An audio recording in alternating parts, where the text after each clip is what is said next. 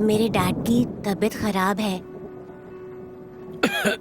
सुनिए डैड, मुझे लगता है आगे के काम मुझे देखने चाहिए। नहीं, मैंने तुम्हें पहले भी कहा है। लेकिन डैड, आपको इस हालत में फाइट करने की कोई जरूरत नहीं है। अभी के हालात को देखते हुए मुझे ये किसी भी हाल में करना ही होगा। 1 साल पहले मीसियान के गवर्नर की बीमारी की वजह से डेथ हो गई।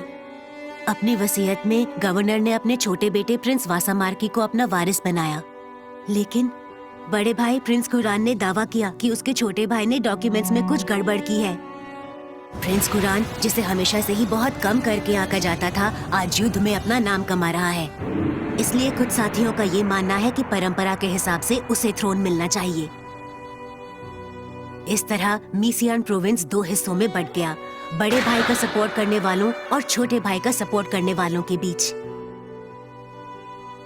इसी सब का फायदा उठाते हुए साइड्स प्रोविंस ने हमला करने का इरादा बनाया है। आखिरकार मुझे बैटलफील्ड में उतरना ही होगा।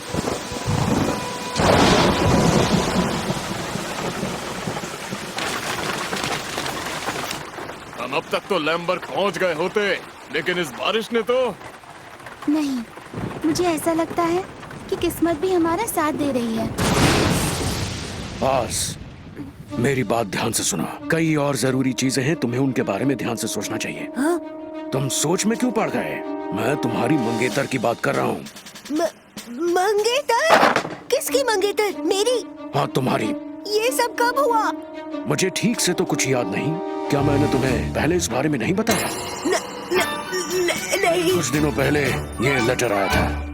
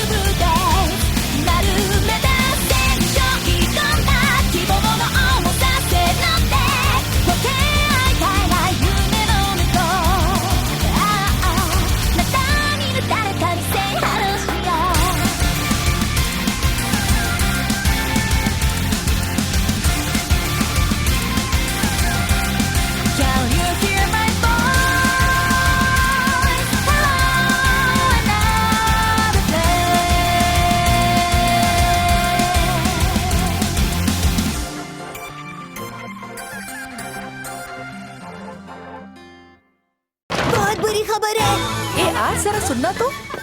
मेरे लिए मेरी मंगेतर का मैसेज आया है। क्या कहा मंगेतर? फियांसे? मैंने तो सोचा था कि तुम मुझसे शादी करोगे। ये कोई मजाक करने का टाइम नहीं है साथियों। मैंने भी इस मंगेतर के बारे में पहली बार ही सुना है। लॉर्ड आर्स, घर पर एक गेस्ट आया है जिसका कहना है कि वो आपकी फियांसे है।